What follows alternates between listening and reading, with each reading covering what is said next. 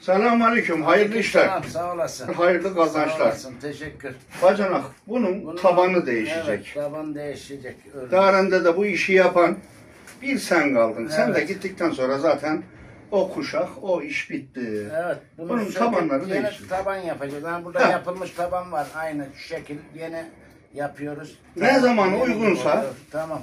Yaparsın. Oldu. Aynen, Gelir, ben alırım. Yapılan burada. Hayırlı Yeni. işler, Sağ hayırlı olasın. kazançlar. Teşekkür.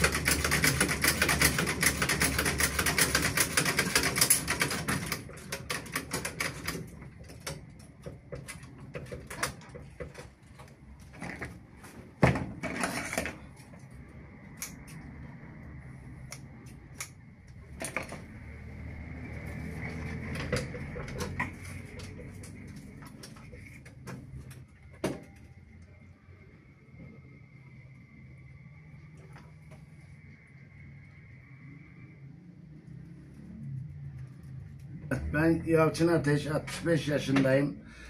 40 senedir bu işi yapıyorum. 84 yılında askerden geldim. 84'ten bu yana bu işi yapıyorum. Baba mesleğim benim.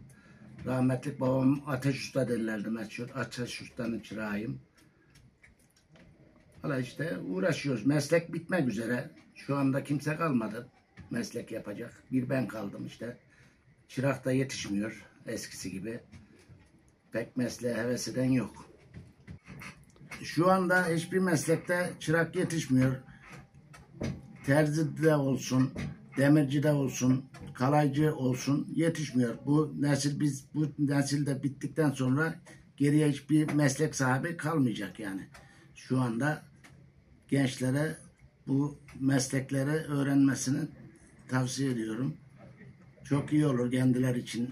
Bir meslek sahibi okuyunca bir şey olamıyorsun zaten. Oku nereye kadar? İşsizlikten ama bir mesleğin olursa elinde onu devam ettirirsin. Gençlerde şey yok, merak yok. Gençler bir telefona almışlar ellerine, telefonundan öyle meslek öğrenmek istemiyorlar. Eskiden bu meslek kıymatlıymış.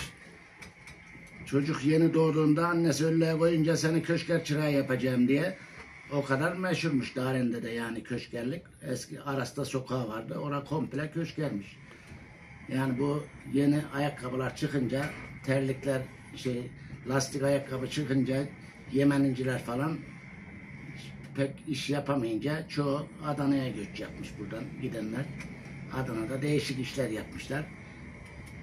Şimdi yani son zamanlarda da kimse kalmadı bu işi yapan. Bir ben kaldım Darende'de. Ayakkabı tamircisi olarak. İşte biz de devam ediyoruz iyi kötü. Mesleğimiz, emekliyim. Hem de bir yandan da ek gelir. Uğraşıyoruz boş gezmedense.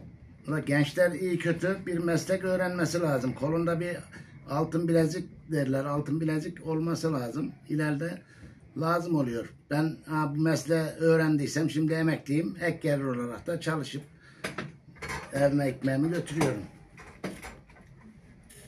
Gençlere yani bir meslek edinmelerini tavsiye ederim.